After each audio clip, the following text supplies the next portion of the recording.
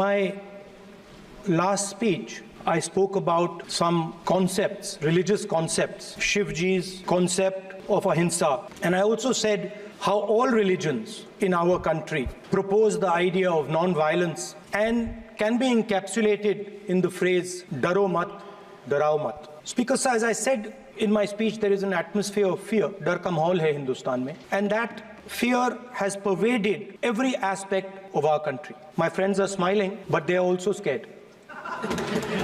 Sir, you see, the problem is, sir, in the BJP, only one man is allowed to dream to be Prime Minister. If the defense minister decides he wants to be Prime Minister, there's a big problem. There is fear. So this fear has been spread throughout the country, and the question I was asking myself was, why is this fear spreading so deeply? Why is it that my friends in the BJP are terrified, the ministers are terrified, the farmers of India are terrified, workers, youngsters? एक जवाब मैं propose करता हूं आज। हजारों साल पहले हरियाणा में कुरुक्षेत्र में एक युवा को, अभिमन्यु को 6 लोगों ने चक्रव्यूह में मारा था। चक्रव्यूह का एक दूसरा नाम होता है पद्मव्यूह, मतलब लोटस फॉर्मेशन। तो जो चक्रव्यूह होता है स्पीकर सर, वो लोटस के शेप में होता है, कमल के फूल के शेप में होता है। 21वीं सदी में सर एक नया चक्रव्यूह तैयार हुआ है स्पीकर सर, वो भी लोटस की शेप में है सर, और उसका चिन्ह प्रधानमंत्री जी अपनी छाती पर लगा के चलते हैं। चक्रव्यूह में हजारों लोग होते हैं सर, मगर उसके बिल्कुल सेंटर में 6 लोग कंट्रोल करते हैं। तो जैसे उस टाइम 6 लोग कंट्रोल करते थे, वैसे आज भी 6 लोग कंट्रोल कर रहे हैं।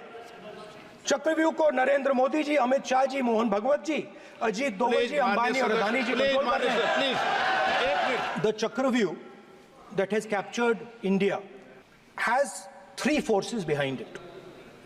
First is the idea of monopoly capital, that 2 people should be allowed to own the entire Indian wealth.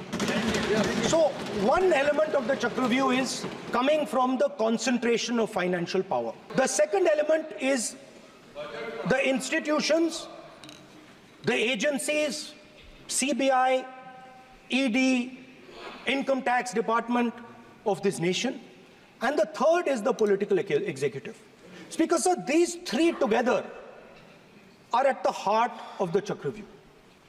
And they have devastated this country. Speaker sir, my expectation was that this budget would weaken the power of this Chakravyu. That this budget would help the farmers of this country, would help the youth of this country, would help the laborers, the small businesses of this country. But what I have seen is that this budget, the sole aim of this budget, iski jo niyat hai, it is to strengthen the framework of big business, monopoly business, the framework of a political monopoly that destroys the democratic structure, and finally the framework of what one can call the deep state or the agencies. And the result of this has been, पहला काम इस चक्रव्यूह ने क्या किया? जो हिंदुस्तान को रोजगार देते हैं, स्मॉल एंड मीडियम बिजनेसेस हैं, जो करोड़ों युवाओं को रोजगार देते थे, उन पर इस चक्रव्यूह ने आक्रमण किया। कैसे किया? नोटबंदी, जीएसटी और टैक्स टेररिज्म। आप लोग आतंकवाद की बात करते हो, पूरे देश में अगर कोई भी व्यक्ति छोटा बिजनेस चलाता है तो रात को उसको फोन कॉल आता है इनकम टैक्स डिपार्टमेंट से, जीएसटी से, और टैक्स टेररिज्म का वो शिकार बनता है। इस टैक्स टेररिज्म को रोकने के लिए बजट में आपने कुछ नहीं किया है। तो टैक्स टेररिज्म के कारण और ये जो आपकी नीतियां हैं, जो आपने कोविड के समय बड़े बिजनेसेस की मदद की और जो स्मॉल एंड मीडियम बिजनेसेस थे उनको खत्म किया, उसके कारण आज हिंदुस्तान के युवाओं को रोजगार नहीं मिल सकता है। एक युवा को रोजगार नहीं मिल सकता है। बजट में आपने इंटर्नशिप प्रोग्राम की बात करी और ये शायद एक मजाक है, क्योंकि आपने कहा कि ये इंटर्नशिप प्रोग्राम सिर्फ हिंदुस्तान की 500 सबसे बड़ी कंपनियों में होगा और 99% जो हमारे युवा हैं उनको इस इंटर्नशिप प्रोग्राम से कुछ लेना देना नहीं, कोई फायदा नहीं होने वाला है। तो आपने पहले टांग तोड़ दी और उसके ऊपर आप बैंडेड लगाने की कोशिश कर रहे हैं। मेन मुद्दा आज युवाओं का एग्जाम पेपर लीक है। जहां भी हम जाते हैं आपने बेरोजगारी का चक्रव्यूह बना दिया इनके लिए, और जहां भी हम जाते हैं वो कहते हैं देखिए बेरोजगारी है मगर पेपर लीक भी होता है। तो आपने एक साइड पेपर लीक चक्रव्यूह, दूसरी साइड बेरोजगारी चक्रव्यूह। पेपर लीक मैं आपको बताता हूं 10 साल में 70 बार हुआ है। अगर आप जानना चाहते हैं, 10 साल में 70 बार हुआ है।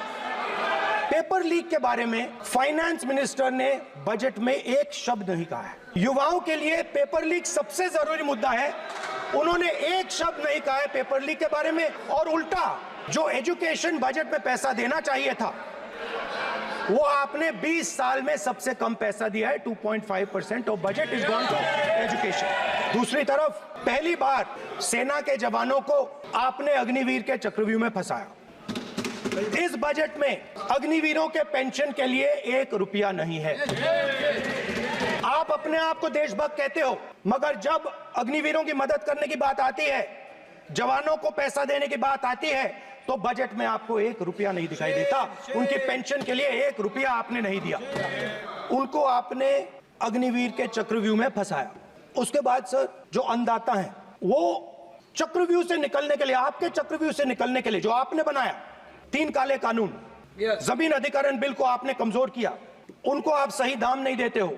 इस चक्रव्यूह से निकलने के लिए उन्होंने आपसे सिर्फ एक चीज मांगी है, 2 चीजें नहीं मांगी है, सिर्फ एक चीज मांगी है। उन्होंने कहा है कि हमें लीगल गारंटीड एमएसपी दे दो। आपने उनको बॉर्डर पे बंद कर दिया, रोक दिया। आज तक रोड बंद है। आप उनसे बात करने को तैयार नहीं है। वो यहां आए, मुझसे मिलने आए, आप उनको अंदर नहीं आने दे रहे थे। तो मैं आपको फैक्ट बताता हूं, फिर आप मुझे करेक्ट कर दीजिए।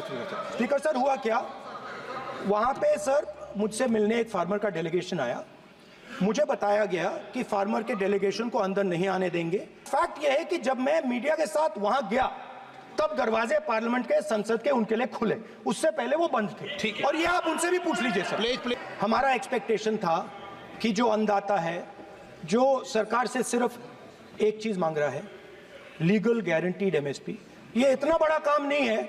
हमें लगता था कि अगर सरकार बजट में इसका प्रोविजन कर देती तो जो हमारे किसान हैं जो चक्रव्यूह में, आपके चक्रव्यूह में फंसे हैं, वो निकल पाते। ये हमारी थिंकिंग थी, मगर आपने नहीं किया। तो मैं यहां इंडिया गठबंधन के तरफ से गारंटी देता हूं कि हम ये काम करके दिखा देंगे। मैं हिंदुस्तान के सब किसानों से कहना चाहता हूं, गारंटीड लीगल एमएसपी हम इस सदन में पास करके आपको देंगे। सर मिडिल क्लास जो है वो शायद इस बजट से पहले प्रधानमंत्री को सपोर्ट करता था। जब प्रधानमंत्री ने कोविड के समय उनसे थाली बजवाई थी तो उन्होंने दबाकर थाली बजाई, धड़ धड़ धड़ धड़ धड़, थाली बजा बजाई। हमें अजीब लगा, मगर प्रधानमंत्री ने मिडिल क्लास को ऑर्डर दिया तो मिडिल क्लास ने थाली बजाई। उसके बाद प्रधानमंत्री ने उसी मिडिल क्लास से कहा मोबाइल फोन की लाइट जलाओ, और मोबाइल फोन की लाइट जली। अब इस बजट में आपने उसी मिडिल क्लास के एक छुरा पीठ में मारा, दूसरा छुरा छाती में, एक इधर मारा और एक इधर मारा। इंडेक्सेशन जो आपने कैंसिल की वो पीठ में छुरा था, और जो कैपिटल गेन्स टैक्स आपने बढ़ाया वो छाती में छुरा। आपने long term capital gains tax को 10% से 12.5% किया, यहां छुरी मारी, और शॉर्ट टर्म को 15 से 20% छुरी मारी। दुख की बात है, मगर इसमें एक इंडिया गठबंधन के लिए एक हिडन बेनिफिट है। मिडिल क्लास अब आपको छोड़ने जा रही है और इस साइड आ रही है। तो मेरा कहना है, जहां भी आपको मौका मिलता है आप चक्रव्यूह बना देते हो। एक चांस मिलता है आप चक्रव्यूह बना देते हो। हम चक्रव्यूह तोड़ने का काम करते हैं। हमारे बजट में किसान का कर्जा माफ हुआ, चक्रव्यूह तोड़ा। मनरेगा हुआ, चक्रव्यूह तोड़ा। तो हम चक्रव्यूह तोड़ने का काम करते हैं, आप चक्रव्यूह बनाने का काम करते हो। आप चाहते हो कि हिंदुस्तान छोटे छोटे खांचों में रहे, हिंदुस्तान के गरीब लोग सपना ना देख पाए, सिर्फ अदानी और अंबानी। सर मैं सर कैसे बोलूं सर तो सर मैं फिर मैं सर 3 और 4 कह देता हूं उनको, 3 और 4 ठीक है सर। ये जो 2 लोग हैं सर, ये हिंदुस्तान के इंफ्रास्ट्रक्चर को, बिजनेस को कंट्रोल करते हैं सर। इनके पास एयरपोर्ट है, टेलीकॉम का सिस्टम है, अब पोर्ट्स हैं, अब रेलवेज में जा रहे हैं सर। इनके पास हिंदुस्तान के धन की मोनोपोली है। तो सर मैं समझ नहीं पा रहा हूं इनके बारे में मैं इंडिकेट कैसे करूं।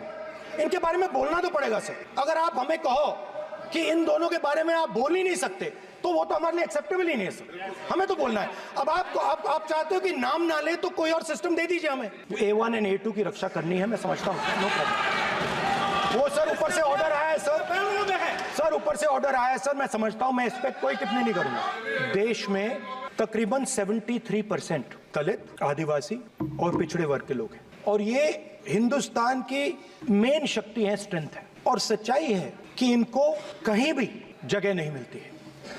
इनको बिजनेस में जगह नहीं मिलती है, इनको कॉर्पोरेट इंडिया में जगह नहीं मिलती है, इनको सरकारों में जगह नहीं मिलती है। ये देखिए सर, प्लीज ये देखिए सर, तो मुझे ये करना है सर, वो देखो आ गई।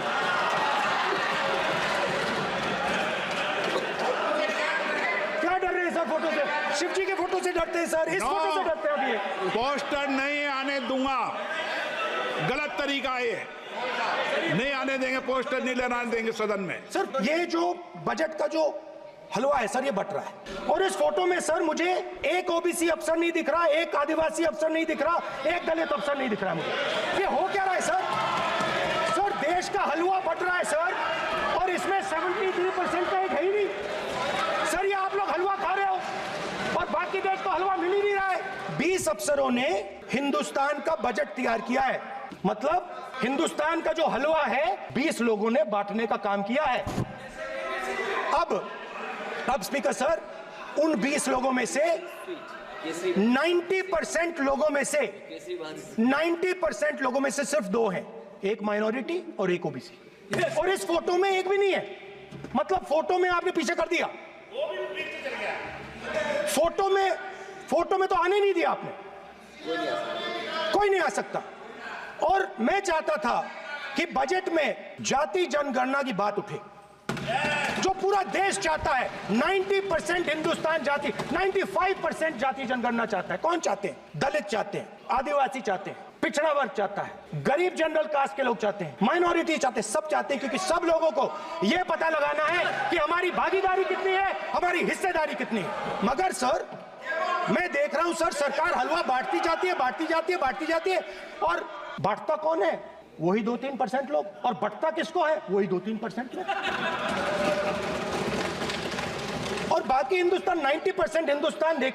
फाइनेंस मिनिस्टर मुस्कुरा रही हैं, कमाल की बात है। ये हंसने की चीज नहीं है मैडम, ये हंसने की बात नहीं है, ये जाति जनगणना है, ये जाति जनगणना है। इससे देश बदल जाएगा। जो पद्मव्यूह वाले हैं, उसको चक्रव्यूह को पद्मव्यूह भी कहा जाता है सर। जो पद्मव्यूह वाले हैं इनको गलतफहमी है, ये सोचते हैं कि देश के युवा, देश के पिछड़े लोग अभिमन्यु हैं। देश के पिछड़े लोग अभिमन्यु नहीं है, अर्जुन है। और वो जो आपका चक्रव्यूह है उसको फोड़ के फेंक देंगे, फेंकने वाले हैं। पहला कदम इंडिया गठबंधन ने ले लिया, आपके प्रधानमंत्री की कॉन्फिडेंस को हमने उड़ा दिया। मतलब आपके प्रधानमंत्री भाषण में आ ही नहीं पा रहे, और मैं आपको एडवांस में बता देता हूं, मेरे भाषण में कभी नहीं आएंगे। तो जो पद्मव्यूह वाले लोग हैं सर, जो कमल फॉर्मेशन वाले लोग हैं, उनको हिंदुस्तान का नेचर नहीं समझ आया। हिंसा, नफरत हिंदुस्तान का नेचर नहीं है, चक्रव्यूह हिंदुस्तान का नेचर नहीं है। हिंदुस्तान का नेचर अलग है। हिंदुस्तान के नेचर के बारे में अब मैं आपको बनाना चाहता हूं। हर धर्म में चक्रव्यूह के खिलाफ फॉर्मेशन होता है, हर धर्म में। माननीय सदस्य, आप जानते हो हिंदू धर्म में चक्रव्यूह का ऑपोजिट क्या होता है, जानते हो आप चेयर को एड्रेस। मैं बताता हूं सर। शिव की बारात होती है सर, शिव की बारात में कोई भी आ सकता है, किसी भी धर्म का कोई भी व्यक्ति आ सकता है, बारात में आ सकता है, नाच सकता है, गा सकता है, अपना सपना देख सकता है। गुरु नानक जी, सिखों की बात करी जाए तो सेवा करने से किसी को नहीं रोका जा सकता है, लंगर से किसी को बाहर नहीं फेंका जा सकता है। सर इस्लाम में कोई भी मस्जिद में आ सकता है, चर्च में कोई भी घुस सकता है, संघा में कोई भी आ सकता है सर, मगर इनके चक्रव्यूह में सिर्फ 6 लोग हैं सर। तो ये लड़ाई शिव की बारात और चक्रव्यूह के बीच में है। हम चक्रव्यूह तोड़ने का काम करते हैं, मनरेगा, हरी क्रांति, आजादी, कॉन्स्टिट्यूशन, ये चक्रव्यूह को तोड़ने के काम है। इससे देश में खुशी आती है, डर मिटता है, कॉन्फिडेंस आती है। आप पद्मव्यूह चक्रव्यूह बनाने का काम करते हो। चक्रव्यूह शिव की बारात को हरा ही नहीं सकता है। आप अपने इतिहास को देखिए, आप अपने आप को हिंदू कहते हो, आप हिंदू कहते हो, आप हिंदू धर्म को समझते नहीं हो, आप चक्रव्यूह बनाने वाले लोग हो। तो अंत में मैं ये कहना चाहता हूं, कुछ महीने पहले सर जो आपने चक्रव्यूह, स्पीकर सर, जो चक्रव्यूह बनाए गए हैं, नहीं, कोई अपमान नहीं किया, मैंने कोई अपमान नहीं किया, मैं कर नहीं सकता कभी, जिंदगी भर मरने तक मैं अपमान नहीं कर सकता। क्या बात कर रहे हो आप, क्या बात कर रहे हो सर? तो आपने ये छोटे छोटे चक्रव्यूह बना रखे हैं, मैं इनको समझने की कोशिश करता हूं अपने छोटे से तरीके से। कुछ महीने पहले मैं 6-7 घंटे बढ़इयों के साथ काम किया। वहां विश्वकर्मा जी थे, उनसे मैंने एक सवाल पूछा। मैंने उनसे कहा कि आपको किस चीज से दुख होता है, किस चीज से आपको दर्द होता है? उन्होंने मुझे कहा राहुल, तो उन्होंने कहा राहुल मैं ये टेबल बना रहा हूं, मगर राहुल जी कहा, राहुल जी अब कहा वो मुझे अच्छा नहीं लगा, वो मुझे अच्छा नहीं लगा, मगर कहा सच्चाई है। तो उसने कहा राहुल जी मुझे दुख इस बात का होता है कि मैं ये टेबल बनाता हूं, मगर जिस शोरूम में ये टेबल रखी जाती है उस शोरूम में मैं अंदर जा ही नहीं सकता।